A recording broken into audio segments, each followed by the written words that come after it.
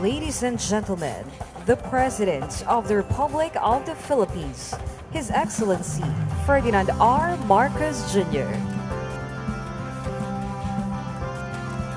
May we invite the President, together with Transportation Secretary Vince Dizon, Mindanao Development Authority Secretary Leo Magno, Special Assistant to the President Tonio Ernesto Lagdameo Jr., PPA General Manager J. Daniel Santiago to lead the unveiling of the Balingon Port Expansion Project Marker.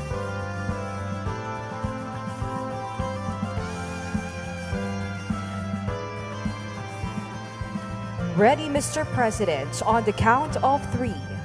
1, 2, 3.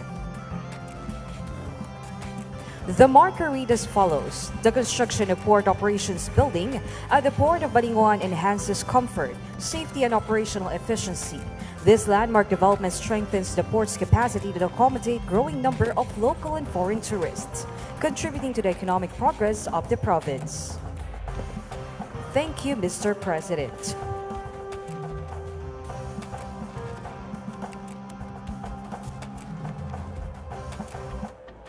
Alam niyo po, bago po ako'y pinagpala at inimbita ng ating mahal na Pangulo, may napanood po akong speech niya. Ito po'y, I think, during the launch of the senatorial campaign for this year. And the words of the President in that speech really struck a chord in me, Mr. President.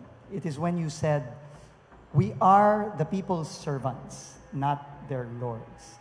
Napaka-importante po nun para sa ating mga nagtatrabaho sa gobyerno dahil ito'y reminder na tayo po'y nandito para manilbihan, hindi maghari-harian. Tayo po'y nandito para magserbisyo at hindi po pagsilbihan. And I think, Mr. President, in our first meeting, I remember very vividly when you told me one simple thing. Please make the lives of the daily lives of our commuters easier, safer, and more comfortable. Yun lang po ang sinabi ng ating Pangulo. Padaliin natin ang araw-araw na pagbiyahe ng ating mga kababayan. Dahil alam po ng Pangulo yung dinaranas nila. The President feels our people's pain. It is a daily pain. It is a daily struggle. Due mostly to the unfortunate delays, to the unfortunate neglect of the past. And this port is a prime example of that. Alam niyo po, Mr. President, makikita niyo mamaya sa video kung saan po nanggaling. Alam po ito ni Gov. Di ba po, Gov? Dati, parang wala naman pong terminal na ganito dito. No? Ang mga kababayan po natin, nandun lang po sila, naka-monoblock chair lang, walang electric fan, walang kahit ano, walang CR, inaabangan po nila. Halos 1,000 po, araw-araw ang dumadaan dito na walang pasilidad.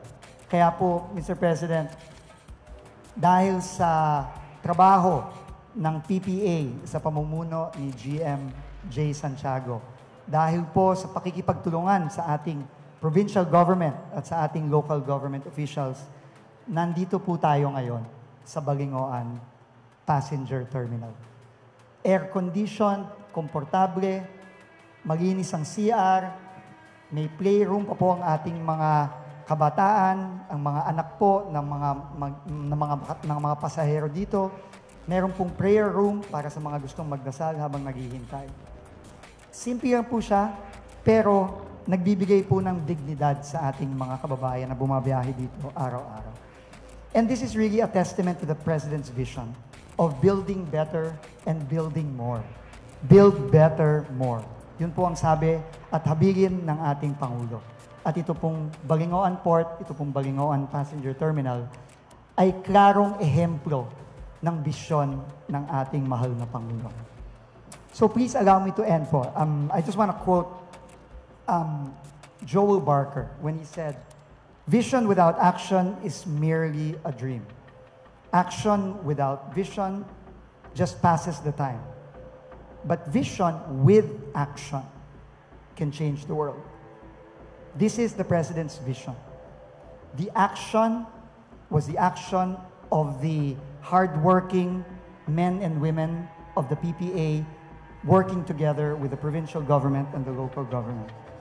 And together, guided by the President's vision, we have turned this vision to build better and build more into real progress that people can feel every day. 1,700 passengers every day po, Mr. President, ang dumadaan dito. At dadami na lang po at dadami niyan. Sabi nga po ni Gov at ni GMJ, from one route, which is Balingoan to Camiguin, dahil po sa kagandahan nitong infrastructure na ito, manganganak na po ito at pupunta na po ito sa iba't ibang lugar, hindi lamang sa Mindanao, kundi pati sa Visayas. And that is the proof of the authenticity of the President's vision. That from his vision has been born this terminal for the people. And through our collective action, it is built for one purpose, to make the life of the Filipino, especially those from Misamis Oriental and Camiguin, better.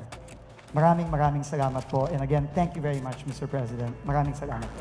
Ladies and gentlemen, I have the honor of introducing the President of the Republic of the Philippines, President Ferdinand Marcos Jr.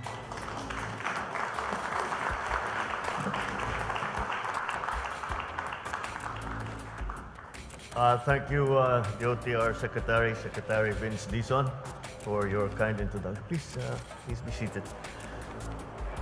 The Mindanao Development Authority Secretary Leo Magno, Special Assistant to the President, Secretary Anton Lagdameo, Communications Secretary J. Ruiz, the Philippine Ports Authority General Manager J. Santiago, Misamis Oriental Provincial Governor Peter Unabia, Misamis Oriental 1st District Representative Christian Unabia, Balinguan Municipal Mayor Eran Umabia, my fellow workers in government, ladies and gentlemen, magandang umaga po sa inyong lahat.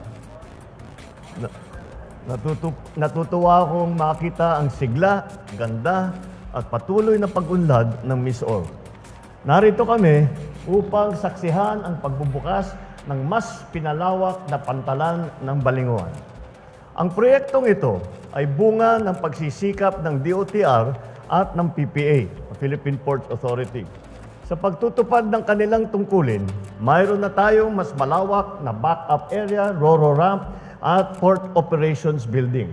Mga pasilidad na tiyak ay makakapagbigay ng mas maayos na daloy ng tao at ng ating mga produkto.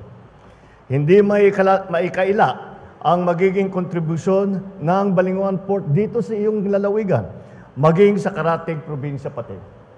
Magbibigay daan ito sa mas mabilis at madaling daloy ng mga produkto at mga tao na siya naman ang magbibigay daan sa pag-uunlad ng kalakalan at turismo sa inyong probinsya at ang mga karatig na lugar at sa buong region.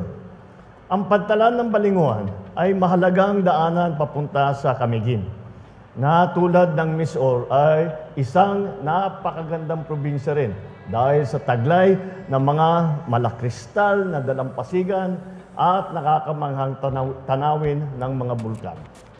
Sa pagsasaayos natin sa pasilidad na ito, asahan natin na lalakas ang turismo, bubuhos ang negosyo, lalago ang ekonomiya, at higit sa lahat, mas gaganda ang kabuhayan ng mga tiga Misamis Oriental. Isa lamang po ito sa aming mga proyekto. Ito yung sa aming mga ginagawa upang gawing makabago ang mga pantalan sa ating kapulungan. Nitong nakaraang taon, natapos natin ang pagpapalawak ng passenger terminal building ng pantalan naman ng Batangas. Sa ngayon, ito ay kayang tumanggap ng hanggang 8,000 pasahero na. Malayo sa dating 2,500 lamang na pasahero na seating capacity nito dati. Nariyan din ang Curimao Port Expansion and Restoration Project doon sa amin, sa Ilocos Norte. Kabilang sa mga layunin ng mga proyektong ito ay ang higit na pagtibayin ang kapasidad ng pantalan para sa operasyon ng mga cruise ship na lubos na makakatulong sa pagpalakas sa turismo ng bawat lalawigan. Sa Visayas naman, sinimulan na natin ang pagtatayo ng New Cebu International Container Port. Ang pantalang ito ay magpapabilis pa sa daloy ng mga kalakalan sa gitnang bahagi ng ating bansa. Kasalukuyan din natin ipinapatupad ang Ormoc Port Expansion Project sa Leyte na inaasahang magbibigay ng dagdag na kapasidad para sa paggalaw ng mga tao at produkto sa Eastern Visayas naman. At dito po sa Mindanao, bukod sa Balinguan, mayroon ding Plaridel Port Expansion Improvement Project sa Misamis Occidental. Kasalukuyan natin itong ipinapatupad upang mapalakas ang inter-island connectivity sa region na ito. Ang lahat ng ito ay naglalayong mapaunlad ang ating mga pantalan at mapabuti ang karanasan ng bawat Pilipino.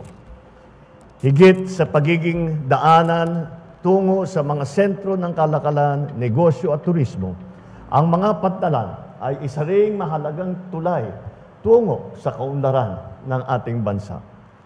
Dito nagtatagpo ang mga tao, dito dumadaan ang ating mga produkto. Dito nagkakaroon ng oportunidad ang mga kababayan nating maabot ang mas malawak na merkado para umasenso sa buhay. Kapag naisaayos natin ang ating mga pasilidad at infrastruktura, asahan natin na lalakas ang turismo, bubuhos ang negosyo, lalago ang ekonomiya, higit sa lahat, gaganda ang takbo ng buhay ng bawat Pilipino. Mula Luzon, Visayas, hanggang sa Mindanao, tuloy-tuloy ang ating pagsulong. Mga kababayan, ito po ang diwa ng aming tinatawag na Build Better More. Gumagawa tayo ng mga infrastrukturong may puso para sa ginhawa, seguridad at pag-angat ng ating mga kababayan. Ngunit, hindi lang po ang pagpapalaki ng kapasidad ng mga pantalan ang prioridad natin. Mahalaga rin po na mapanatili ang kaayusan ng mga ito upang masiguro na ligtas, matiwasay at maginhawa ang biyahe ng bawat pasahero. Kaya't pangalagaan natin ito dahil ang mga gusali, pasilidad at infrastruktura ay magtatagal lamang kung may malasakit ang mga gumagamit nito. Alam natin marami pang kailangan gawin upang matupad ang pangakong mas magandang kinabukasan para sa bawat Pilipino. Ngunit hindi naman tayo titigil. Unti-unti, tuloy-tuloy, makakarating tayo doon. Mga kababayan, ipagdiwang natin ang araw na ito. Isang makabuluhang hakbang pasulong para sa mas maginhawa, mas maayos, at mas maasahang biyahe para sa bawat Pilipino. Maraming salamat po. Mabuhay ang Balinguan, mabuhay ang bagong Pilipinas. Magandang umaga po sa inyo lahat. Thank you, Mr. President.